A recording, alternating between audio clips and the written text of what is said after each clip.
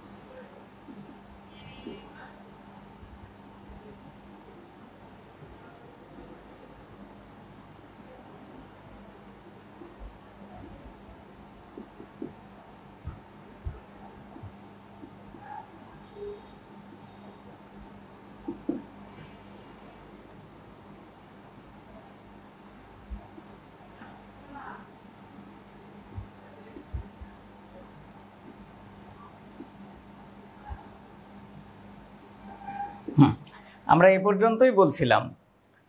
আমরা বলছিলাম সমাস শব্দটা সংস্কৃত ভাষার শব্দ, সমাস শব্দটা বিশেষ্য পদ। সমাসের রীতি প্রকৃতি এসেছে সংস্কৃত ভাষা থেকে।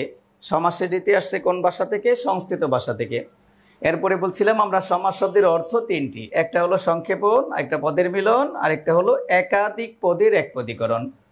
তাহলে সমাস শব্দের অর্থ 3টি: সংক্ষেপণ, পদের মিলন, একাধিক পদের একপদীকরণ। এখন যদি আমরা সমাস শব্দটাকে সন্ধি বিচ্ছেদ করি তাহলে আমরা এই যেরকম পাবো, সম যোগ অস, এটা সমাস শব্দের সন্ধি বিচ্ছেদ। স্বরসন্ধির 1 নম্বর নিয়মে হয়েছে, এটা আপনারা যারা সন্ধি মোটামুটি বোঝেন তারা পাবেন।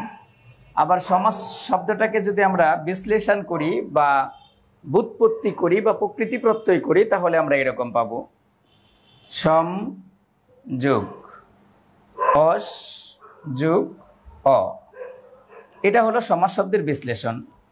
এই বিশ্লেষণটা থেকে আমরা বলতে পারি সমাস একটি প্রত্যয় সাধিত শব্দ। প্রত্যয় সাধিত শব্দ, সমাস একটি প্রত্যয় সাধিত শব্দ। এখন যদি বলা হয় সমাস শব্দটা কোন প্রত্যয়, তাহলে আমরা উত্তর দিব কৃৎ প্রত্যয়। কৃৎ প্রত্যয় সাধিত শব্দ, সমাস শব্দটা কৃৎ প্রত্যয় সাধিত। পরের কোশ্চেনটা, সমাস শব্দটা কোন উপসর্গ যুগে গঠিত? এই যে এটা একটা উপসর্গ, তাহলে সমাস শব্দটা সম উপসর্গ যুগে গঠিত। উপসর্গ যুগে গঠিত, গঠিত। সমাস শব্দটি সম উপসর্গ যুগে গঠিত। তাহলে এই কয়টা পড়া আমরা এখানে দেখলাম। এরপরে যদি আমরা দেখি সমাস কাকে বলে, তাহলে একটা সংজ্ঞা আমরা সবাই জানি যে পরস্পর অর্থ সম্পর্কযুক্ত দুই বা ততোধিক পদের এক পদে পরিণত হওয়াকে সমাস বলে। সম্মানিত চাকরি প্রত্যাশী ভাই বোন যারা আমার সাথে এখন এই মুহূর্তে লাইভে যুক্ত আছেন, তাদেরকে একটা কথা বলে রাখি, সমাস আসলে পদ প্রকরণ না পড়ায় পড়ানো যায় না। এক্সাম্পল, সমাসের সংজ্ঞায় বলাই হয়েছে পরস্পর অর্থ সম্পর্কযুক্ত দুই বা ততোধিক পদের এক পদে পরিণত হওয়াকে সমাস বলে। তাই সমাস পড়াইতে গেলে আগে অবশ্যই পদ প্রকরণ পড়ানো উচিত, এবং আমি অফলাইনে ক্লাস নেওয়ার সময় এই কাজটাই করে থাকি। আগে পদ প্রকরণ পড়াই, তারপরে সমাস পড়াই। আপনারা যারা অনলাইনে যুক্ত হবেন, আমার সাথে যুক্ত থাকবেন, বা এই এসএ জব কেয়ারের থেকে আপনারা অনলাইন কোর্সটা কমপ্লিট করবেন বা কমপ্লিট করার জন্য ইচ্ছা পোষণ করছেন, আল্লাহ চাহে তো আপনাদের ক্লাসগুলো আমি নিব বাংলা, এবং তখন আপনাদের অবশ্যই ধারাবাহিক ক্লাস হবে। এই যে সমাসের আজকে যেটুকু পড়াচ্ছি, এইটুকু আজকে ফ্রি বা উন্মুক্ত। যারা ভর্তি হবেন তাদের জন্য আবার শিডিউল অনুযায়ী ক্লাস হবে। আর ওখানে আমি একেবারে ব্যাকরণের শুরুর টপিক ভাষা থেকে শুরু করে আমরা একেবারে সর্বশেষ ক্লাসটা নেব শুদ্ধ বানান বা বানান শুদ্ধিকরণের, বা একই সাথে বাক্য শুদ্ধিকরণের। এই পর্যন্ত নিয়ে আপনাদেরকে বিদায় দিব। তাহলে সমাসের সংজ্ঞায় বলা হয়েছে পরস্পর অর্থ সম্পর্কযুক্ত দুই বা ততোধিক পদের এক পদে পরিণত হওয়াকে সমাস বলে। সমাসের এটা একটা সাধারণ সংজ্ঞা, গোটা জাতি এই সংজ্ঞা জানে, এবং গোটা জাতির রাইটার তার বইয়ে এই সংজ্ঞা লিখেছে। আমরাও আমাদের বইয়ে এই সংজ্ঞাটা লিখেছি। পাশাপাশি দুইজন ভাষাবিদের সমাস সম্পর্কিত সংজ্ঞা আছে, তার মধ্যে একজন ডক্টর মোহাম্মদ শহীদুল্লাহ, একজন সুনীতি কুমার চট্টোপাধ্যায়। যদি আমরা এই দুইজন ভদ্রলোকের সমাসের সংজ্ঞাটাও একটু দেখে নিতে চাই, তাহলে শহীদুল্লাহর মতে, শহীদুল্লাহ সমাসের সংজ্ঞা দিতে যায় বলছেন পরস্পর অর্থ সঙ্গতি বিশিষ্ট দুই বা বহু পদকে লইয়া এক পদ করার নাম সমাস। আপনারা ভিডিওটা একটু পজ করে শুনে নেবেন। আমি আবারও বলছি, পরস্পর অর্থ সম্পর্কযুক্ত দুই বা বহু পদকে লইয়া এক পদ করার নাম সমাস। এটা বলেছেন ডক্টর মোহাম্মদ শহীদুল্লাহ। আপনারা নিশ্চয়ই জানেন, যেখানে শহীদুল্লাহ সংজ্ঞা দিয়েছে এখানে সুনীতি সংজ্ঞা দেওয়ার চেষ্টা করেছে। আর এই জন্য শহীদুল্লাহ এবং সুনীতি এই দুইজনকে বলা হয় বাংলা ভাষার সতীন, বাংলা ভাষার সতীন। তাহলে সুনীতিও নিশ্চয়ই এখানে সংজ্ঞা দিয়েছে। সুনীতি সংজ্ঞা দিতে যায় কি বলছি, সুনীতি বলেছেন একাধিক শব্দ, মানে একের অধিক শব্দ, একাধিক শব্দ একত্র জুড়িয়া, একাধিক শব্দ একত্র জুড়িয়া একটি বৃহৎ শব্দ সৃষ্টি করাকে সমাস বলে। আবার বলছি, একাধিক শব্দ একত্র জুড়িয়া একটা বৃহৎ শব্দ সৃষ্টি করাকে সমাস বলে। এটা হলো আমরা সমাসের তিনটা সংজ্ঞা দিলাম, একটা সাধারণ সংজ্ঞা, একটা শহীদুল্লাহর সংজ্ঞা, আর একটা হলো সুনীতি কুমার চট্টোপাধ্যায়ের সংজ্ঞা। আমরা যদি এবার সমাসের প্রকার ভেদের দিকে তাকাই, তাহলে নতুন ব্যাকরণে সমাস আসছে 4 প্রকার, আগের ব্যাকরণে সমাস ছিল 6 প্রকার। যদি এখন কোশ্চেন এসে যায় সমাস কত প্রকার, তাহলে আমরা নতুন ব্যাকরণ অনুযায়ী উত্তর করব সমাস 4 প্রকার। আচ্ছা, এটা হলো প্রকারভেদ।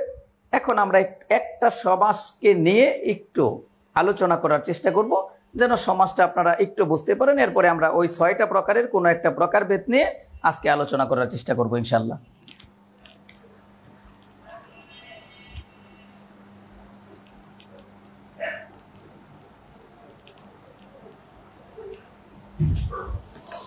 ধরেন আমরা যদি এরকম একটা শব্দ লিখি, শিক্ষা বিষয়ক বিষয়ক মন্ত্রী, তাহলে শব্দটা হবে শিক্ষামন্ত্রী।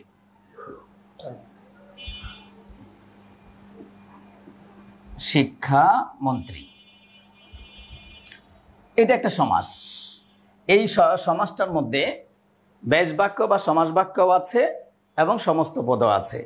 তবে এইটুকু অংশ কোশ্চেন খুব কমই আসে, প্রতিযোগিতামূলক পরীক্ষায় কোশ্চেন আসে আপনার এইটুকু দেখে আপনাকে সমাস নির্ণয় করতে হবে। আর এইটুকু দেখে সমাস নির্ণয় করার একটা টেকনিক আছে, সেটা হলো যে এই শব্দটার মধ্যে কোন পদের অর্থের প্রাধান্য আছে, সেই পদের প্রাধান্যের ভিত্তিতে আমরা সমাস নির্ণয় করতে পারি। দেখবেন আপনারা আগে একটু পার্টগুলো আমরা ভাগ করে দেখাই, এরপরে আসতেছি। সমাসের এই অংশটাকে বলা হয় ব্যাস বাক্য বা সমাস বাক্য। তাহলে আমরা প্রথমে লিখব সমাস বাক্য বা ব্যাস বাক্য। এর আরো নাম আছে, একে বলা হয় বিগ্রহ বাক্য বা বৃহৎ বাক্য বা কেউ কেউ বড় বাক্য বলে থাকে। তাহলে আমরা দুইটার নাম জানলাম, একটা হলো সমাস বাক্য আর একটা হলো ব্যাস বাক্য। এই সমাস বাক্য বা ব্যাস বাক্যের মধ্যে দেখেন তিনটা পদ আছে, একটা দুইটা তিনটা, এই তিনটা পদ আছে। এই তিনটা পদই এই বাক্যটার মধ্যে সমান গুরুত্ব বহন করে, যার কারণে এই পদগুলোকে বলা হয় সমান সমান পদ। তাহলে এখানে তিনটা সমান পদ। গ্রামারিয়ানরা দেখবেন একই বাক্যে যদি আপনি দুইবার সমান বলে ফেলেন, তাহলে সেই বাক্যটা শব্দ দ্বিত্ব প্রয়োগজনিত কারণে ভুল হয়ে যাওয়ার একটা সম্ভাবনা থাকে। তাই আপনি অনেকগুলো সমানকে এইভাবে বলতে পারবেনও না যে সমান সমান সমান সমান সমান পদ, এটা বলার সুযোগ নাই। যেহেতু এটা বলতে পারবেন না, সেহেতু আপনাকে কি বলতে হবে? গ্রামারিয়ানরা একটা সুন্দর শব্দ তারা চয়ন করেছেন, অনেকগুলো শব্দকে একত্রে আপনি বলতে পারেন সমসমান পদ। তাহলে এই তিনটা সমান পদকে আমরা একত্রে বলতে পারি সমসমান পদ, সমসমান পদ। আচ্ছা, এই সমসমান পদ থেকে এই পাশে আমরা যে পদটা পাইলাম, এই পদটাকে আমরা বলতে পারি সমস্ত পদ, সমস্ত পদ, সমস্ত পদ। আচ্ছা, এই সমস্ত পদের আরো দুইটা নাম আছে, একে বলা হয় সমাসবদ্ধ পদ বা সমাস নিষ্পন্ন পদ। আমি ওই দুইটা লিখলাম না, একটা লিখে দিলাম। এই সমস্ত পদটাকে ভাঙলে আপনি সব সময় দুইটা পদ পাবেন। এই যে শিক্ষা একটা পদ, মন্ত্রী আর একটা পদ, তাহলে এখানে দুইটা পদ আছে। এই পদটাকে বলা হয় পূর্বপদ, পূর্বপদ, আর পরের পদটাকে বলা হয় পরপদ। আচ্ছা, এই পূর্বপদের আরেক নাম কিন্তু হচ্ছে আগের পদ, আর এই পরপদের আরেক নাম হচ্ছে উত্তরপদ। হ্যাঁ, আউট সাউন্ড হচ্ছে, কথা বলবেন না আপনারা, প্লিজ একটু শোনার চেষ্টা করুন। তাহলে আমরা একটা সমাসকে ভেঙে ধরেন এই যে পাঁচটা বৈশিষ্ট্য পাইলাম। এই জন্য যদি আপনার কোশ্চেন হয় সমাসের বৈশিষ্ট্য কয়টি, তাহলে আমরা উত্তর দিব সমাসের বৈশিষ্ট্য পাঁচটি। এই পাঁচটা বৈশিষ্ট্য নিয়ে সমাস গঠিত হবে। আচ্ছা, এই কথাটাকে সৌমিত্র শেখর স্যার তার বাংলা ভাষা ও সাহিত্য জিজ্ঞাসা গ্রন্থে বলেছেন। এই বাক্যগুলো তিনি করে দিয়েছেন এবং তিনি এই বাক্যগুলোর কোশ্চেন হিসেবে এইটা করেছিলেন যে সমাসের প্রতীতি কয়টি। আমি একটু লিখে দিচ্ছি কথাটা, সমাসের প্রতীতি কয়টি, প্রতীতি কয়টি, সমাসের প্রতীতি কয়টি, এমন কোশ্চেনের উত্তর হিসেবে তিনি দিয়েছিলেন পাঁচটি, এবং এই পাঁচটি হলো এই যে এই পাঁচটি। আচ্ছা, তাহলে এই প্রতীতি পাঁচটি অথবা সমাসের বৈশিষ্ট্য কয়টি, আমরা উত্তর দিব পাঁচটি। কিন্তু যদি বলা হয় একটা সমাসের অংশ কয়টি, অংশ, সমাসের বৈশিষ্ট্য পাঁচটি আমরা পাইলাম, কিন্তু যদি বলা হয় সমাসের অংশ কয়টি, সেক্ষেত্রে আমরা উত্তর দিব একটি সমাসের অংশ হলো দুইটি। এই যে সমানের আগে একটা অংশ, সমানের পরে আরেকটা অংশ, এটাকে বলছি আমরা ব্যাস বাক্য, এটাকে বলছি আমরা সমস্ত পদ। তাহলে একটা সমাসের অংশ কয়টি? দুইটি। সমাসের অংশ দুইটি, সমাসের বৈশিষ্ট্য পাঁচটি। এটা বুঝছেন আপনারা? এইটুকু বুঝছেন? যারা যুক্ত আছেন কথা বলবেন প্লিজ। জি, ধন্যবাদ। এখন সমাসের 6টা প্রকার আছে। আমরা যদি এই প্রকারগুলো একটু দেখাতে চাই আপনাদেরকে, তাইলে সময় চলে যাবে। এখন চলুন দেখাই আসি।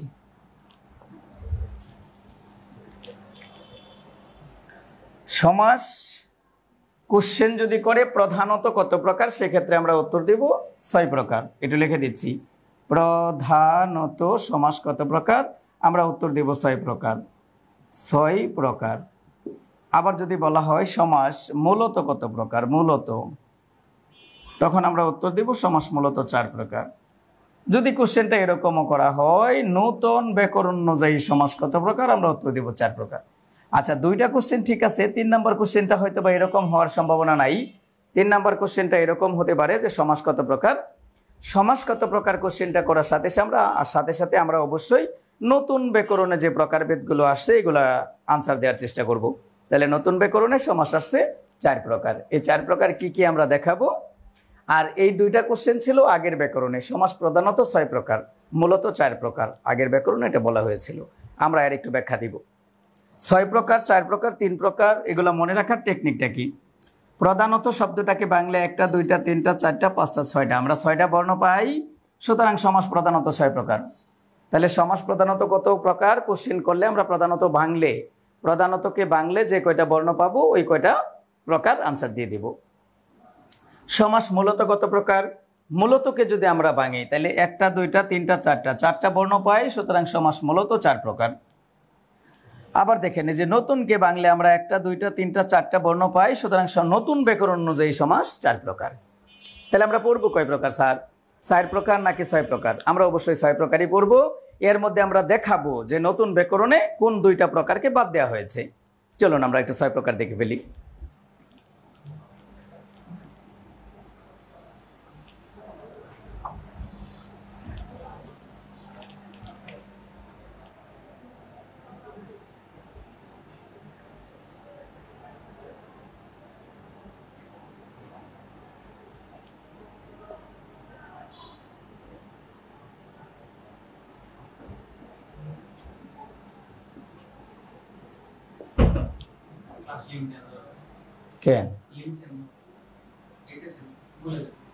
আচ্ছা, আমরা একটু লিঙ্কটা চেঞ্জ করে নিচ্ছি, আপনারা সাথেই থাকবেন।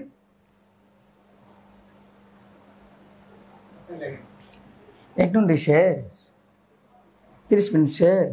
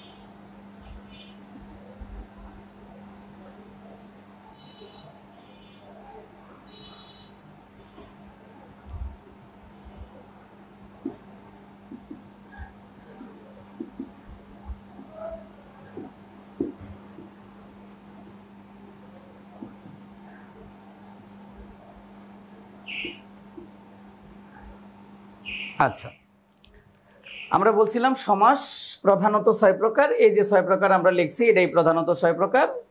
আর যারা বলেছিল সমাস মূলত 4 প্রকার, তারা কোন 2 প্রকারকে বাদ দিয়েছে দেখুন। যারা বলেছে সমাস মূলত 4 প্রকার, তারা বলেছে এই তৎপুরুষ সমাসের মধ্যে কর্মদ্বারয় সমাস এবং দ্বিগু সমাস, এই 2টা সমাস আছে। তাহলে তারা বলেছে একটা দ্বন্দ্ব সমাস, একটা বহুব্রীহি সমাস, একটা তৎপুরুষ সমাস, আর একটা হলো অব্যয়ীভাব সমাস। তাহলে সমাস মূলত 4 প্রকার হলো দ্বন্দ্ব, বহুব্রীহি, তৎপুরুষ এবং অব্যয়ীভাব। আর প্রধানত 6 প্রকার তো আমরা দেখছি। এবার নতুন ব্যাকরণের সমাস কোন 4 প্রকার আছে, কোন 2টাকে বাদ দিছে? অব্যয়ীভাব সমাসকে টোটালি বাদ দিছে। তাহলে অব্যয়ীভাব সমাস যখন বাদ গেল, সমাস রইল 5টা। 5টার মধ্যে দ্বিগু সমাসকে এনে কর্মধারয় সমাসের অন্তর্ভুক্ত করেছে। দ্বিগু সমাসকে এনে কর্মধারয় সমাসের অন্তর্ভুক্ত করেছে, করে নাম দিয়েছে দ্বিগু কর্মধারয়। মনে রাখবেন, কর্মধারয় সমাসটা ঠিকই আছে, দ্বিগু কর্মধারয় হচ্ছে কর্মধারয় সমাসের একটা প্রকার মাত্র। তাহলে দ্বিগু সমাসটাকে কর্মধারয় সমাসের অন্তর্ভুক্ত করা হয়েছে, আর অব্যয়ীভাব বাদ দিছে। তাহলে নতুন ব্যাকরণের 4 প্রকার সমাস, একটা দ্বন্দ্ব, একটা বহুব্রীহি, একটা দ্বিগু, একটা দ্বন্দ্ব, একটা বহুব্রীহি, একটা তৎপুরুষ, আর একটা কর্মধারয়। অব্যয়ীভাব বাদ, দ্বিগু আছে কর্মধারয়ের মধ্যে। এই হলো সমাসের প্রকারভেদের আলোচনা। এরপরে আরেকটা প্রকার হতে পারে, সেটা হলো অর্থ অনুসারে সমাস কত প্রকার। অর্থ অনুসারে সমাস কত প্রকার? অর্থ অনুসারে সমাস কত প্রকার? সমাস কত প্রকার? অর্থ অনুসারে সমাস কত প্রকার? এমন কোশ্চেনের উত্তর হবে 4 প্রকার। অর্থ অনুসারে সমাস 4 প্রকার, এটা একটু দেখে নেন কি কি। এই যে দেখুন, একটা সমাস উভয় পদের অর্থের প্রাধান্য থাকে, অর্থাৎ দ্বন্দ্ব সমাসে উভয় পদের অর্থের প্রাধান্য থাকে, বহুব্রীহি সমাসে কোনো পদেরই অর্থের প্রাধান্য থাকে না, এখানে তৃতীয় একটা পদের অর্থের প্রাধান্য থাকে। তাহলে একটা সমাসে উভয় পদের প্রাধান্য থাকে, একটা সমাসে তৃতীয় পদের প্রাধান্য থাকে, গেল 2টা। আরেকটা সমাসে পরপদের অর্থের প্রাধান্য থাকে। এই যে দেখুন, দ্বিতক বলতে আমরা কি বুঝিয়েছি? দ্বিগু, তৎপুরুষ, কর্মধারয়। এই 3টা সমাসে পরপদের অর্থের প্রাধান্য থাকে। তাহলে উভয় পদের অর্থের প্রাধান্য থাকে একটা, তৃতীয় পদের অর্থের প্রাধান্য থাকে আরেকটা, পরপদের অর্থের প্রাধান্য থাকে আরেকটা। তাহলে গেল 3টা, আরেকটা হলো পূর্বপদের অর্থের প্রাধান্য থাকে। এই হলো অর্থের প্রাধান্য বা অর্থ অনুসারে সমাস 4 প্রকার। আশা করছি আপনারা এই প্রকারটাও বুঝেছেন। তাহলে অনেক ভাই হয়তোবা আমাকে প্রশ্ন করতে পারেন, স্যার দ্বন্দ্ব সমাসের পরেই আপনি কেন বহুব্রীহি সমাস লিখেছেন? দ্বন্দ্ব সমাসের পরে তো কোনো বই বহুব্রীহি সমাস লেখেনি। জি, দ্বন্দ্ব সমাসের পরে কোনো বই বহুব্রীহি সমাস লেখেনি, তবে আমরা লিখেছি। কেন লিখেছি? 2022 সালে এসএসসি পরীক্ষার মধ্যে, এসএসসি পরীক্ষা, চাকরির পরীক্ষা নয়, এসএসসি পরীক্ষার মধ্যে কোশ্চেন এসেছিল দ্বন্দ্ব সমাসের বিপরীতার্থক সমাসের নাম কি? উত্তরটা ছিল বহুব্রীহি সমাস। এখন আপনার একটু বোঝাই দিই যে কোন অর্থে দ্বন্দ্ব, এই বিপরীত সমাস। দ্বন্দ্ব সমাসে উভয় পদের অর্থের প্রাধান্য থাকে, অর্থাৎ পূর্বপদ এবং পরপদ 2টা পদেরই অর্থের প্রাধান্য থাকে। বহুব্রীহি সমাসে 2টা পদের কোনো পদেরই অর্থের প্রাধান্য থাকে না। এজন্য আমরা 100% নিশ্চিত, আপনারাও নিশ্চিত থাকুন যে দ্বন্দ্ব সমাস আর বহুব্রীহি সমাস, এই 2টা সমাস হলো একে অপরের বিপরীত। যেহেতু একটা অপরের বিপরীত সমাস, সেহেতু আমরা 2টাকে একসাথে রেখেছি, আমরা অনেক দূরে নিয়ে রাখি নাই। আশা করি বুঝেছেন। এরপরে অব্যয়ীভাব সমাসে পূর্বপদের অর্থের প্রাধান্য থাকে, দেখাই যাচ্ছে যে পূর্বপদের অর্থের প্রাধান্য থাকে, আর 3টা সমাসে পরপদের অর্থের প্রাধান্য থাকে। যারা সমাস মোটামুটি বুঝেন বা চাকরির প্রিপারেশন অনেক আগে থেকে নিতেছেন, তারা দেখবেন সমাসের জটিলতা আসলে এই 3টা সমাসে। সমাসের জটিলতাটা হলো এই 3টা সমাসে, কারণ এই 3টা সমাসে পরপদের অর্থের প্রাধান্য থাকে। এটা আলাদা বৈশিষ্ট্যের, এটা আলাদা বৈশিষ্ট্যের, এটাও আলাদা বৈশিষ্ট্যের, বা 3টা একই বৈশিষ্ট্যের, পরপদের অর্থের প্রাধান্য। এখন এই 3টা সমাসেরও কোনো না কোনো তফাৎ আছে। যদি আপনি এই 3টা সমাসের তফাৎ বুঝতে পারেন, তাহলে সমাস আপনার কাছে পানি। তবে হ্যাঁ, আরেকটু জটিলতা আছে, সেটা হলো যে একই শব্দ অনেক সময় একাধিক সমাস হতে পারে। তো সেটা ভিন্ন কথা, ওই পর্যন্ত যদি আপনাদের কোশ্চেন নাই আসে আর আমরা যদি এগুলো বুঝে যাই, তাহলে ওইগুলো আসলে আনসার করতে পারবো ইনশাল্লাহ। কারণ আমরা সব প্রকারভেদ পড়াবো, তো সব প্রকারভেদ পড়াইতে পড়াইতে আপনারা এই ছোট্ট একটা ঝামেলা হয়তোবা যদি আমার সাথেই থাকেন, তাহলে সমাধান হয়ে যাবে ইনশাল্লাহ। তাহলে এইবার আপনারা আমাকে একটু বলবেন যে এই 6 প্রকার সমাসের মধ্যে আমরা কোন প্রকার সমাসটা পড়াবো? এই 6 প্রকার সমাসের মধ্যে আমার মনে হয় সবচেয়ে ছোট সমাস হলো অব্যয়ীভাব, যার কোনো প্রকারভেদ নাই, এবং দ্বিগু, এরও কোনো প্রকারভেদ নাই। কর্মধারয়, তৎপুরুষ, বহুব্রীহি, দ্বন্দ্ব, এগুলোর অনেক প্রকারভেদ আছে। আচ্ছা, তারপরেও আমরা অব্যয়ীভাব আর দ্বিগু একেবারে ছোট 2টা সমাস না পড়ায় আমরা গুরুত্বপূর্ণ একটা সমাস পড়াচ্ছি, সেটা হলো কর্মধারয় সমাস। এই কর্মধারয় সমাস থেকে প্রচুর কোশ্চেন আসে সব ধরনের চাকরি পরীক্ষা। চলুন আমরা একটু কর্মধারয় সমাসটা পড়ে নেওয়ার চেষ্টা করি। কর্মধারয় সমাসটা পড়ে আজকে আপনাদেরকে বিদায় দিয়ে দিব। কর্মধারয় সমাসের সংজ্ঞা: বিশেষ্য পদের সাথে বিশেষ্য ভাবাপন্ন পদের এবং বিশেষণ পদের সাথে বিশেষণ ভাবাপন্ন পদের যে সমাস হয় তাকে বলা হয় কর্মধারয় সমাস। এই কর্মধারয় সমাস অনেকে বলেছেন 4 প্রকার, অনেকে বলেছেন 5 প্রকার। আগের বুট বই বলেছিল 4 প্রকার, তবে কোনো কোনো পণ্ডিত 5 প্রকার বলেছিলেন। তো যারা 5 প্রকার বলেছিল নিশ্চয়ই তাদের কাছে কোনো যুক্তি আছে, আমরা সেই যুক্তি সহ 5 প্রকারই পড়ানোর চেষ্টা করব। দেখুন আমরা একটু লিখছি।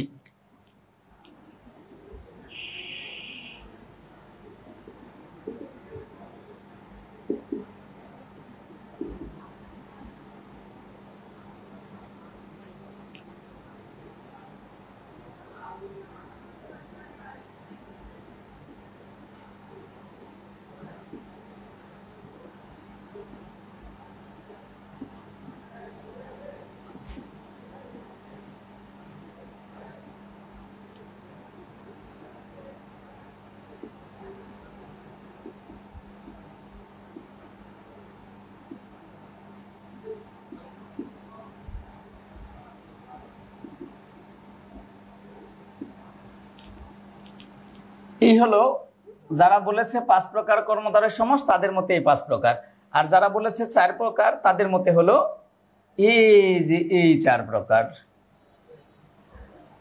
ওই যায় আচ্ছা, এই 4 প্রকার সমাসকে একত্রেই বলা হয় সাধারণ কর্মধারয় সমাস। তাই সাধারণ কর্মধারয় সমাস আলাদা করে পড়ার কিছু নাই। তাহলে আমরা একটু পড়ে নেই। মধ্যপদলোপী কর্মধারয়, উপমান কর্মধারয়, উপমিত কর্মধারয়, আর একটা হচ্ছে রূপক কর্মধারয়। আর আমরা বলছি এই 4 প্রকার সমাসকে একত্রে বলা হয় সাধারণ কর্মধারয় সমাস। এই 4টা সমাসের মধ্যে আবার মধ্যপদলোপী সমাসটা একটু আলাদা বৈশিষ্ট্যের, কারণ মধ্যপদলোপী সমাসের মধ্যে পূর্বপদ এবং পরপদের কোনো তুলনা থাকবে না, বাট বাকি 3টা সমাসে পূর্বপদ এবং পরপদের মধ্যে তুলনা থাকবে। আচ্ছা, মধ্যপদলোপী কর্মধারয় সমাস হওয়ার জন্য কন্ডিশন পূর্বপদ বিশেষ্য, পরপদ বিশেষ্য। সমস্ত পদে অবশ্যই দ্বিতীয় পদের অর্থের প্রাধান্য। আর এটা পরপদ বিশেষ্য, পূর্বপদ বি, পরপদ বিন মানে বিশেষণ, অবশ্যই দ্বিতীয় পদের অর্থের প্রাধান্য, দ্বিতীয় পদের অর্থের প্রাধান্য। একটু খেয়াল করে দেখবেন, আমরা এটাকে আলাদা বৈশিষ্ট্যের বলেছিলাম। মধ্যপদলোপী কর্মধারয় পূর্বপদ বিশেষ্য, পরপদ বিশেষ্য, দ্বিতীয় পদের বা পরপদের অর্থের প্রাধান্য থাকবে, এটা মধ্যপদলোপী। মধ্যপদলোপী হওয়ার জন্য কন্ডিশন মাঝখানের ব্যাখ্যামূলক পদটা থাকবে না। যেমন আমরা এই যে কেবলই এক্সাম্পল দিয়েছিলাম, শিক্ষা, শিক্ষা বিষয়ক, বিষয়ক মন্ত্রী, মন্ত্রী, শিক্ষা বিষয়ক মন্ত্রী। তাহলে আমরা উত্তর দিয়েছিলাম সমস্ত পদ লিখেছিলাম শিক্ষা মন্ত্রী। একটু খেয়াল করবেন, এই যেখানে শিক্ষা এটা বিশেষ্য পদ, মন্ত্রী এটাও বিশেষ্য পদ, তাহলে দুইটাই বিশেষ্য পদ। এই যে মাঝখানের ব্যাখ্যামূলক বিষয়ক কথাটা লোপ পেয়েছে, শিক্ষা মন্ত্রী ঠিকই আছে, তাহলে এটা মধ্যপদলোপী কর্মধারয় সমাস। আরো একটা কন্ডিশন যে মধ্যপদলোপী কর্মধারয় সমাস হওয়ার জন্য পরপদের অর্থের প্রাধান্য থাকা লাগবে। এখন আমরা যদি শিক্ষামন্ত্রীকে শব্দটাকে নিয়ে একটু অ্যানালাইসিস করে দেখি যে শিক্ষামন্ত্রী শব্দটা দ্বারা কি আসলে শিক্ষাকে বোঝায় নাকি মন্ত্রীকে বোঝায়? জি, অবশ্যই মন্ত্রীকে বোঝায়। তাহলে পরপদের প্রাধান্য, পরপদের প্রাধান্য, পূর্বপদ বিশেষ্য, পরপদ বিশেষ্য, মাঝখানের ব্যাখ্যামূলক পদ নাই, এটাকে বলছি আমরা মধ্যপদলোপী কর্মধারয় সমাস।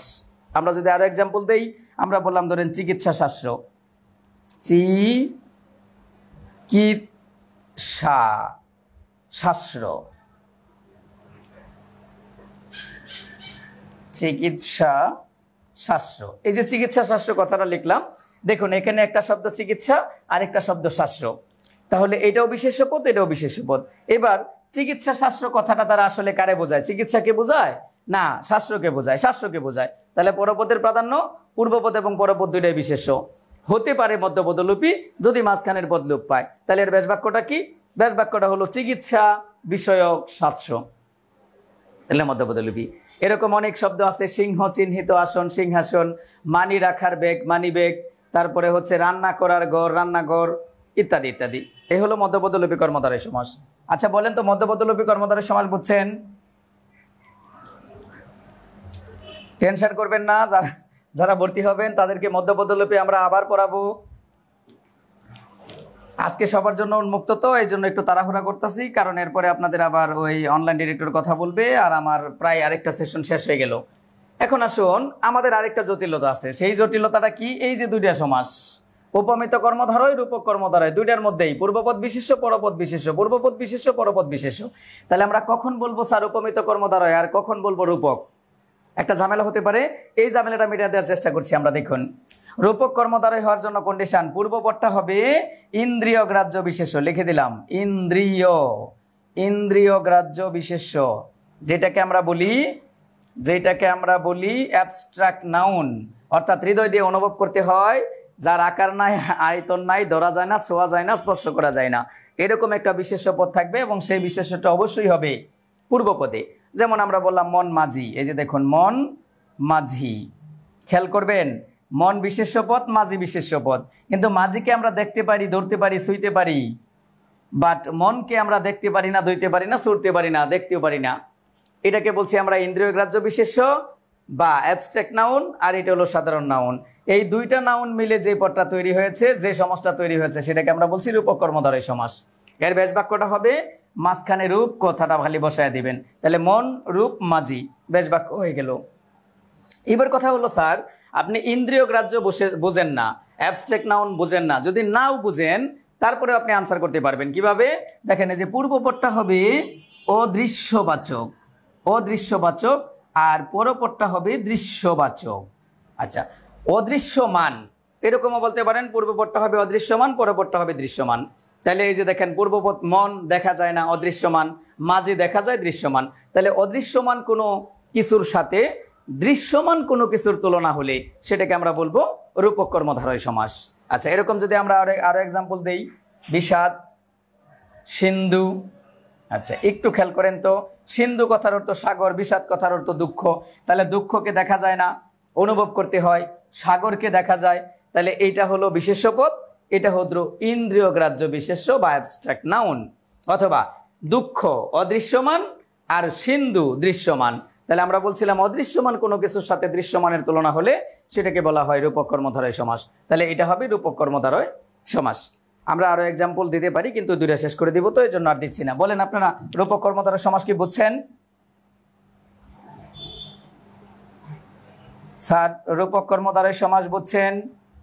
আচ্ছা, যদি বুঝেন তাহলে এখন আমরা দেখব এখানেও দুইটা বিশেষ্য পদ আছে, তবে এই দুইটা বিশেষ্য পদ হবে সাধারণ বিশেষ্য, তখন হয়ে যাবে উপমিত। মনে রাখবেন এটাও কিন্তু দুইটা বিশেষ্য আছে, পূর্বপদের সাথে পরপদের তুলনা ছিল না, এটার মধ্যে তুলনা আছে, এটার মধ্যেও তুলনা আছে। তাহলে আলাদা করার টেকনিকটা কি? একটা হবে ইন্দ্রিয় গ্রাহ্য বা অদৃশ্যমান, হয়ে যাবে রূপক। তো এখানে দুইটাই হবে দৃশ্যমান বা সাধারণ বিশেষ্য। এক্সাম্পল আমরা যদি বলি ফুলকুমারী, দেখুন তো এই যে ফুল বিশেষ্য পদ, কুমারী বিশেষ্য পদ, ফুলও দেখা যায়, কুমারীও দেখা যায়। এই কুমারীটাকে ফুলের সাথে তুলনা করা হয়েছে, দুইটাই বিশেষ্য পদ। আচ্ছা, এখন এই ফুলকুমারী দ্বারা কি আসলে ফুলকে বোঝায় না কুমারীকে বোঝায়? অবশ্যই কুমারীকে বোঝায়। তাহলে কুমারী পরপদ, পরপদের প্রাধান্য কর্মধারয় সমাস, পূর্বপদ বিশেষ্য, পরপদ বিশেষ্য, পূর্বপদ এবং পরপদের সাথে তুলনা আছে, এটা অবশ্যই হবে উপমিত কর্মধারয়। এর ব্যাস বাক্যটা কেমন? কুমারী ফুলের ন্যায়, অর্থাৎ কুমারী ফুলের মতো। এটা আপনি অন্যভাবেও এই কথাটা মনে রাখতে পারেন, কারণ এই কথাটা অযৌক্তিক। পূর্বপদের সাথে পরপদের যে তুলনাটা হবে, এই তুলনাটা যদি অযৌক্তিক হয় তাহলে আমরা সেটাকে বলতে পারি উপমিত কর্মধারয় সমাস। কেন? কুমারী কখনো ফুলের মতো হতে পারে না, এই কথাটা মিথ্যা এবং একটা অযৌক্তিক তুলনা। অযৌক্তিক তুলনা যদি থাকে তাহলে সেটা উপমিত কর্মধারয় হবে। আপনারা ওইভাবে ওই অযৌক্তিক মযৌক্তিকের চিন্তা না করে আমি যে সিরিয়ালটা দিলাম এটা যদি মনে রাখেন তাহলে এটা হলো একটা স্বচ্ছ গ্রামার। আপনারা ওই টেকনিক দিয়ে ঠাসকি দিয়ে আসলে কখনো গ্রামার পড়া যায় না। টেকনিক এবং আবল তাবল ব্যাপার ডক্টর মোহাম্মদ শহীদুল্লাহ থেকে শুরু করে এখনো পর্যন্ত তার উত্তরসূরি যারা রয়েছেন তারা কেউই বাংলা ব্যাকরণে কোনো রকমের টেকনিক ব্যবহার করেনি, কারণ টেকনিক দিয়ে কখনোই পূর্ণাঙ্গ পড়া যায় না। তাহলে আমি যেটা লিখে দিলাম এটা হলো প্রকৃত গ্রামার। আমি আপনাকে প্রকৃত গ্রামার পড়ানোর চেষ্টা করলাম। এরপরে ওই যে অনেকে বলে থাকে যে এই মিথ্যা হইলে উপমিত, সত্য হলে উপমান। এখন এটা যদি আমি আবার আপনাকে বলে না দেই তাহলে আপনি মনে মনে ভাববেন যে আমার চেয়ে আরেকজন সহজ করে পড়ায় লাইছে, আমি হয়তো এটা জানি না। তাইলে তুলনাটা যদি অযৌক্তিক হয় তাহলে সেটা হয়ে যাবে উপমিত কর্মধারয়। আমরা এটা পরে শিখবো, আগে আমরা গ্রামার শিখবো। তাহলে আমরা বলছিলাম ফুল বিশেষ্য পদ, কুমারী বিশেষ্য পদ, ফুলের সাথে কুমারীকে তুলনা করা হয়েছে, তুলনা হলে সেটা উপমিত কর্মদ্বারয় অথবা রূপক, দুইটার একটা হবে। কিন্তু যখন রূপক হবে তখন তো একটা কন্ডিশন ছিল, পূর্বপদ অদৃশ্যমান হতে হবে, কিন্তু আমরা দেখলাম এখানে দৃশ্যমান, সুতরাং এটা রূপক হওয়ার সম্ভাবনা নাই, এটা হবে উপমিত কর্মদ্বারয়। আরো যদি আমরা বলি, আমরা বললাম চন্দ্রমুখ, চন্দ্রমুখ, একটু খেয়াল করবেন, তাহলে এই যে চন্দ্রকেও দেখা যায়, মুখকেও দেখা যায়, মুখটাকে চন্দ্রের সাথে তুলনা করা হয়েছে। এখন আপনারা বলেন তো, মুখ কি কখনো চন্দ্রের মতো হতে পারে? না, এটা একটা অযৌক্তিক তুলনা। এই অযৌক্তিক তুলনা থাকলে আমরা সেটাকে বলবো উপমিত কর্মদ্বারয়। এবার আসুন উপমানটা কি। উপমানের কন্ডিশন একটা বিশেষণ হবে। তাহলে কিভাবে বিশেষণ হয়? আপনারা এখনো হয়তো বা নিশ্চয়ই অনেকে জানেন না যে বিশেষণ পদ কিভাবে বের করতে হয়। বিশেষ্য পদ, সর্বনাম পদ, অব্যয় পদ এবং ক্রিয়াপদ। বিশেষ্য, সর্বনাম, অব্যয়, ক্রিয়া, এই চারটা পদকে কিভাবে, কি দিয়ে, কিসের সাহায্যে, কি কর্তৃক, কিসের মাধ্যমে, কিসের দ্বারা, কি কর্তৃক, কততম, কত কেজি, কি পরিমাণ ইত্যাদি শব্দ দিয়ে যদি আপনি কোশ্চেন করেন, তাহলে উত্তরে যেটা পাবেন সেটা হলো বিশেষণ। আমি আরেকবার বলছি, বিশেষ্য, সর্বনাম, অব্যয় এবং ক্রিয়াপদকে কি দিয়ে, কিসের সাহায্যে, কি কর্তৃক, কিসের মাধ্যমে, কিসের দ্বারা, কেমন, কততম, কত কেজি, কি পরিমাণ ইত্যাদি দিয়ে কোশ্চেন করলে আপনি যেটা পাবেন সেটা হলো বিশেষণ। তাহলে চলুন আমরা একটু দেখি। আমরা যদি বলি এরকম, তুষার, তুষার শুভ্র, তুষার শুভ্র, একটু খেয়াল করেন, এই যেখানে তুষার, তুষার কথার অর্থ হচ্ছে বরফ, তাহলে এটা বিশেষ্য পদ। এখন আপনি এই বরফটাকে কোশ্চেন করতে পারেন, বরফটা কেমন? শুভ্র মানে সাদা, এই যে দেখুন, তাহলে শুভ্র মানে সাদা। তাহলে কেমন দিয়ে কোশ্চেন করলে আমরা উত্তরে বিশেষণ পাই? তাহলে সাদাটা হলো বিশেষণ, তুষারটা হলো বিশেষ্য। তাহলে দেখুন, এই যে পূর্বপদ বিশেষ্য, পরপদ বিশেষণ, এবং এই দুইটা পদের তুলনা হয়েছে। বরফকে সাদার সাথে তুলনা করা হয়েছে। যখনই বরফকে সাদার সাথে তুলনা করা হয়েছে, তখন এই তুলনাটা হলো আবার যৌক্তিক। যখনই কোনো যৌক্তিক তুলনা আমরা পাবো, সেটাকে বলবো আমরা অবশ্যই উপমিত কর্মদ্বারয়। তাহলে এটা উপমিত কর্মদ্বারয়।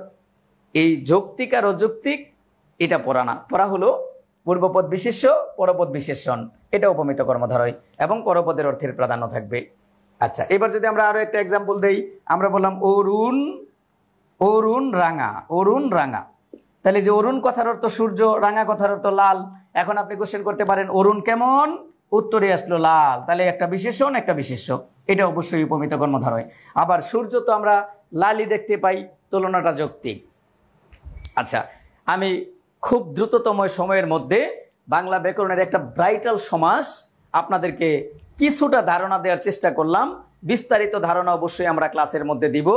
যারা আজকে আমার লাইভে যুক্ত হয়েছেন, যারা ভর্তি হবেন, তাদেরকে আমি আবার সেই কর্মধারয় সমাস পড়াবো এবং সমাসের শুরু থেকেই পড়াবো। আপনারা অবশ্যই একটা স্বচ্ছ কর্মধারয় সমাস ওই দিন শিখতে পাবেন।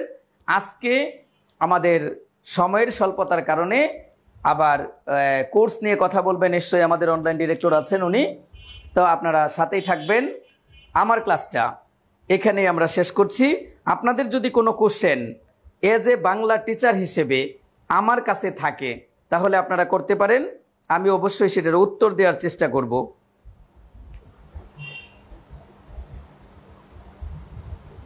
না স্যার, ওটা তো উপমান কর্মধারয়। আমরা বলছিলাম অরুণ সূর্য, সূর্যটা কেমন, রাঙা, তাহলে এটা বিশেষণ। যখনই একটা বিশেষণ আছে তখন নিশ্চিত সেটা উপমান কর্মদ্বারয়। উপমিত হওয়ার জন্য কন্ডিশন দুটোই বিশেষ্য পদ হওয়া লাগবে, এবং কি তুলনাটা যে হবে, এই তুলনাটা হবে অযৌক্তিক। কিন্তু আমরা তো এটা দেখলাম যৌক্তিক তুলনা, অরুণ মানে সূর্য, রাঙা মানে লাল, তাহলে সূর্য তো লালই হয়, ঘটনা সত্যি, ঘটনা সত্যি হলে সেটা উপমান হবে। ধন্যবাদ। আর কারো কোশ্চেন আছে?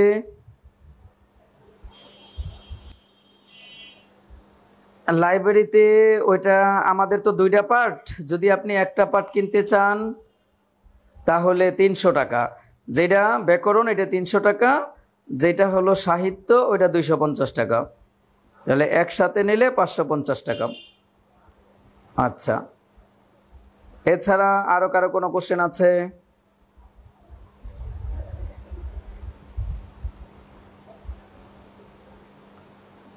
অন্য কোনো ব্যাপারে কারো কোনো কোশ্চেন আছে? আমি আগেই বলছিলাম, এজ এ বাংলা টিচার হিসেবে আপনাদের বাংলা সম্পর্কে কোনো কোশ্চেন আছে কিনা, যদি থাকে তাহলে আমাকে কোশ্চেন করেন, আমি অবশ্যই আমার জানা থাকলে আমি চেষ্টা করব আনসার দেওয়ার। হ্যাঁ, আচ্ছা, তাহলে আপনাদের কোনো কোশ্চেন আপাতত পাচ্ছি না। আমার সাথে আবার দেখা হবে ইনশাল্লাহ, যদি আপনারা থাকেন, আল্লাহ যদি আমারে বাঁচায় রাখে, এসএ জব কেয়ারের সাথে যদি থাকি, তাহলে আপনাদের সাথে পরবর্তীতে আমার নিশ্চয়ই দেখা হবে। আজকে এই পর্যন্তই। এতক্ষণ যে কথাবার্তা বললাম আমি, এখানে যদি কোনো ভুল হয় তাহলে আপনারা অবশ্যই ক্ষমা সুন্দর দৃষ্টি দিয়ে দেখবেন। আজকের মতো আমার লাইভ ক্লাস এখানে শেষ করছি। দেখা হচ্ছে আপনাদের সাথে পরবর্তী কোনো লাইভ ক্লাসে। সবাই ভালো থাকবেন, সুস্থ থাকবেন। আল্লাহ হাফিজ।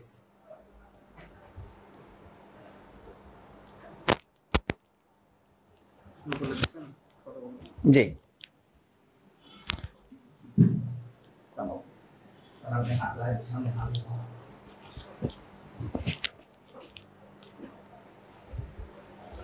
হ্যালো, আসসালামু আলাইকুম।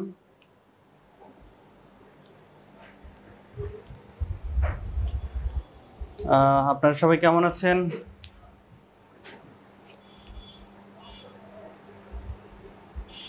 আচ্ছা, আলহামদুলিল্লাহ। ক্লাস কেমন লাগলো আজকে আপনাদের?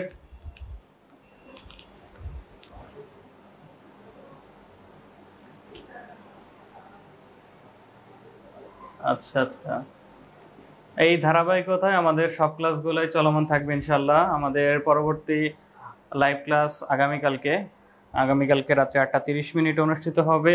আজকে আপনারা যেভাবে ক্লাসে সংযুক্ত হয়েছেন, যারা জুমে সংযুক্ত হয়েছেন, তারা সেমভাবে জুম অ্যাপসের লিঙ্কের মাধ্যমে সংযুক্ত হতে পারবেন। এছাড়াও যারা ফেসবুক লাইভে আছেন, তারাও এই সেমভাবে আগামীকালকে এবং পরবর্তী আরও 3 দিন সেম টাইমে সেমভাবে ক্লাসগুলোতে সংযুক্ত হতে পারবেন। নন এবং ডিপার্টমেন্ট উভয় ফ্রি ক্লাসে আপনারা সংযুক্ত হতে পারবেন। তো আজকে আমার আপনাদের সাথে কথা বলার মূল উদ্দেশ্য হচ্ছে যে এই যে অনলাইন 10 ব্যাচ, এই ব্যাচের বিস্তারিত জানানোর জন্য। অলরেডি আপনারা হয়তো অনেকেই বিস্তারিত জেনে গেছেন। আমি আজকে বিকালে একটি ভিডিও পোস্ট করে দিয়েছি এই সম্পর্কিত। সেই বিষয়টা এখন আমি আবার রিভিউ করছি। আপনাদের মনে কিছু কোশ্চেন আছে, সেই কোশ্চেনগুলো নিরসন করার চেষ্টা করছি। পাশাপাশি যদি আপনাদের কোনো কিছু জানার থাকে, যারা লাইভে আছেন কমেন্ট করতে পারেন, বা যারা জুম অ্যাপসে আছেন তারা আমাকে সরাসরি প্রশ্ন করে সেই সমাধানটা নিতে পারেন। বিষয় হলো যে আপনাদের মনে যে সকল প্রশ্ন, সেই প্রশ্নগুলোর আমি একটু অ্যান্সার দেওয়ার চেষ্টা করি। আগে আপনাদের প্রথম কোশ্চেন থাকে যে ক্লাসগুলো কিভাবে করানো হবে। ক্লাসগুলো আপনি যেভাবে লাইভ দেখছেন আজকে, সেম জুম অ্যাপসের মাধ্যমে ক্লাসগুলো হবে, এবং ক্লাসগুলো হবে হচ্ছে সব সন্ধ্যা 7:30 থেকে রাত্রি 10:30 মধ্যে, অর্থাৎ সব ক্লাসগুলোই রাতে অনুষ্ঠিত হবে। আরেকটা কোশ্চেন থাকে হচ্ছে সপ্তাহে কতদিন ক্লাস হবে। সপ্তাহে 6 দিন ক্লাস হবে। এখানে সপ্তাহে 6 দিন, প্রতিদিন 2টা করে ক্লাস হবে।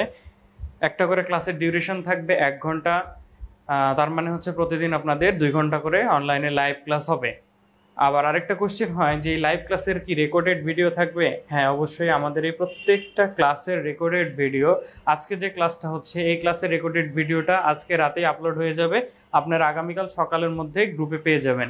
যারা ভর্তি হবেন তারা গুগল ড্রাইভের মাধ্যমে সব ক্লাসের ভিডিও পাবেন। আর যারা ফ্রি ক্লাস দেখছেন আজকে, আপনারা এই ভিডিওটা যে মাধ্যম থেকে জুমে বা লাইভে যুক্ত হয়েছেন, সেই মাধ্যমেই ইউটিউবের ফ্রি ক্লাস হিসেবে সেগুলো আমরা পাবলিক করে দেব। সেখান থেকে আপনারা ক্লাসগুলো রেকর্ডেড দেখতে পারবেন, শুধু ফ্রি ক্লাসগুলো। কিন্তু যারা পরবর্তীতে পুরো কোর্সটা দেখতে চায়, তাদের জন্য অবশ্যই পেইড কোর্সে আসতে হবে। এখানে আপনাদের আরেকটা কোশ্চেন হচ্ছে যে আমাদের এখানে কি কি বই পড়ানো হয়। আপনারা অলরেডি জেনে গেছেন যে বাংলা স্যার বাংলার জন্য কি বই পড়াবেন, সেটার না বলে দীপ্তিমান বাংলা। ইংলিশের জন্য পড়ানো হবে হচ্ছে ইংলিশ ফর কম্পিটিটিভ এক্সাম। ম্যাথের জন্য পড়ানো হবে হচ্ছে খায়রুল বেসিক ম্যাথ। এবং সাধারণ জ্ঞানের জন্য আমাদের সাধারণ জ্ঞান টিচারের একটা শিট আছে, সেই শিট পড়ানো হবে। আর ডিপার্টমেন্টের জন্য অবশ্যই মাস্ট বি টেসলা থাকবে, রেজোনেন্স থাকবে, এবং আমাদের যে স্পেশাল নোট করা আছে বিগত 20 বছরের কোশ্চেন অ্যানালাইসিস করে, সেই নোটগুলো আমরা ফলো করব আপনাদের এখানে। আর আরেকটা কোশ্চেন হচ্ছে যে আপনাদের টিচার্স প্যানেলে কারা থাকছেন। আমাদের টিচার্স প্যানেলে আজকে যেরকম আপনারা বাংলা ক্লাস করলেন, যিনি বাংলা টিচার, ইনি হচ্ছে যেরকম ঢাকা ইউনিভার্সিটির আন্ডারে বাংলা অনার্স মাস্টার্স কমপ্লিট করা।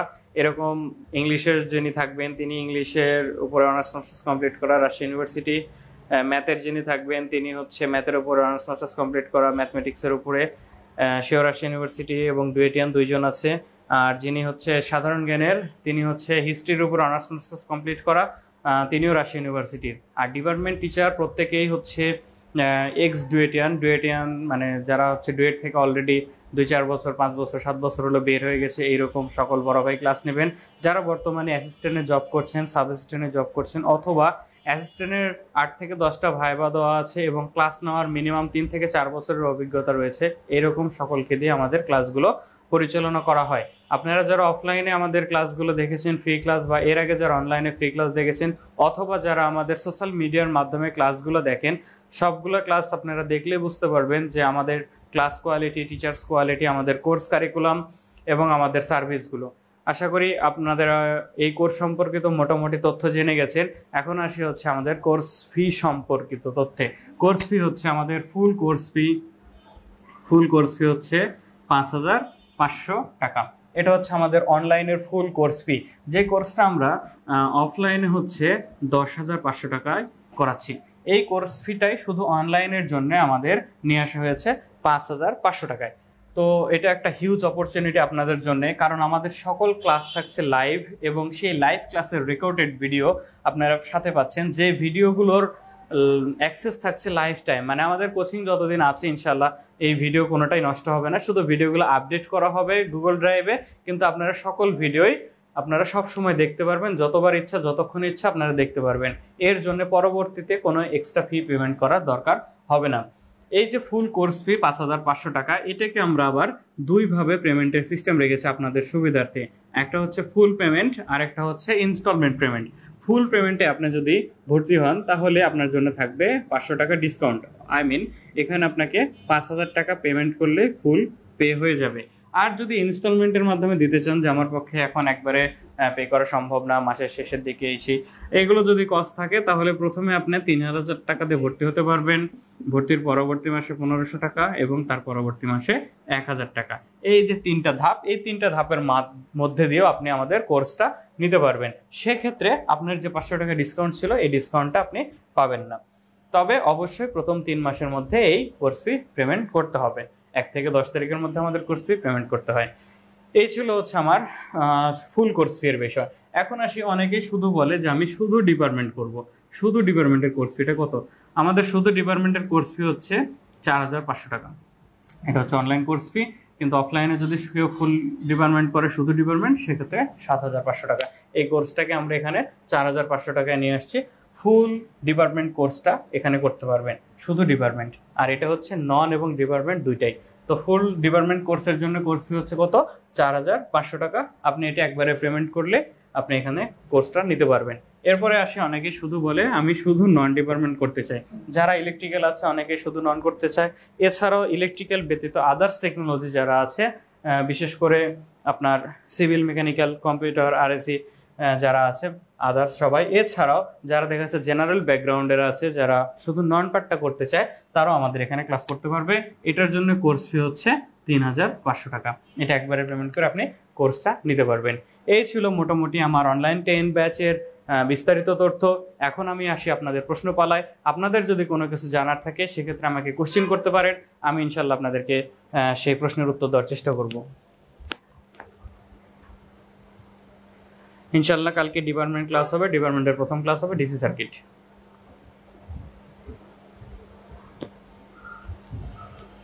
আপনাদের আর কোনো কোশ্চেন আছে থাকলে আমাকে করতে পারেন, যদি কারো কোনো কিছু জানার থাকে।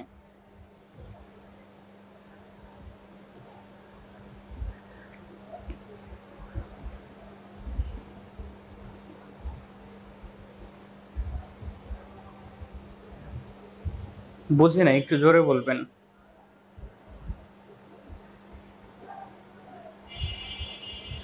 আমরা আপনাদেরকে বইগুলো, বিশেষ করে টেসলা, রেজোনেন্স, আমাদের যে শীট, সেই শীট, এবং হচ্ছে খায়রুল বেসিক ম্যাথ, এরপরে সাধারণ জ্ঞানের যে জিকে শীট, এইগুলো আপনাদেরকে আমরা পিডিএফ দিয়ে দেব। আর বিষয় হলো যে বাদবাকিগুলো আপনাদেরকে, বাদবাকি থাকছে হচ্ছে বাংলা এবং ইংলিশ, এই দুইটা বই আপনাদেরকে কিনে নিতে হবে। তবে একটা কথা বলি যে আপনারা যেহেতু চাকরির প্রস্তুতি নিতে চাচ্ছেন, এটা একটা লং প্রসেস। বই আসলে বই ছাড়া পিডিএফ দেখে কোর্স করা যুক্তিযুক্ত না, বা এটা ফলপ্রসূও না। তো অবশ্যই যেহেতু কষ্ট করে পড়াশোনা করছেন একটা সরকারি চাকরির জন্য, তো অবশ্যই এই বইগুলো কালেক্ট করে নেওয়াটাই বেস্ট অপশন হবে। কারণ পিডিএফে না পারবেন আপনি দাগাইতে, না পারবেন আপনি শর্ট করে রাখতে, না পারবেন আপনি ইন্ডিকেট করে রাখতে, কিন্তু যদি আপনার হাতে বই থাকে আপনি সেগুলো সব কিছুই আপনি শর্টকাট ওইগুলো থাকবে, শর্টকাট টেকনিক ইউজ করতে পারবেন, পড়ার ক্ষেত্রে সুবিধা হবে, সব কিছুতেই সুবিধা হবে। আর কোনো কোশ্চেন?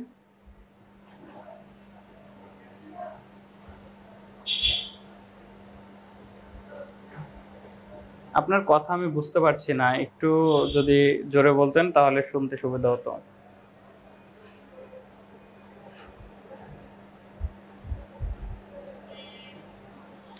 আন্তরিকভাবে দুঃখিত, আপনার কথা আমি বুঝছি না। আপনি প্রয়োজনে আমাকে জুমে মেসেজ করতে পারেন, অথবা আপনাকে আমি হোয়াটসঅ্যাপ নাম্বার দিচ্ছি আমার, আপনি সরাসরি আমাকে হোয়াটসঅ্যাপে ফোন বা মেসেজ করতে পারেন। আপনার কথাটা আমি বুঝতে পারছি না, বা অন্য কেউ যদি ওনার কথা বুঝে যান তাহলে একটু আমাকে বলে হেল্প করবেন। আপনারা কি অন্য কেউ ওনার কথা বুঝেছেন?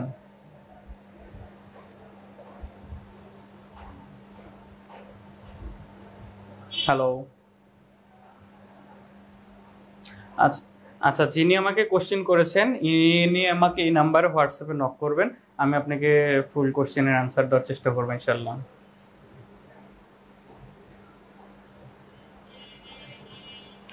আশা করি আর কারো কোনো কোশ্চেন নাই। যদি আর কারো কোনো কোশ্চেন থাকে, আমার এই personal phone number, WhatsApp number সব কিছুই আছে এখানে, আপনারা আমাকে সরাসরি প্রশ্ন করতে পারবেন। তাহলে আপনারা আমার কাছ থেকে সব কিছু বিস্তারিত জানতে পারবেন। কেউ কি কোনো কিছু লিখছেন জুমে?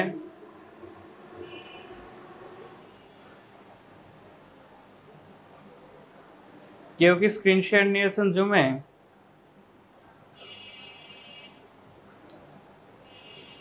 হ্যালো।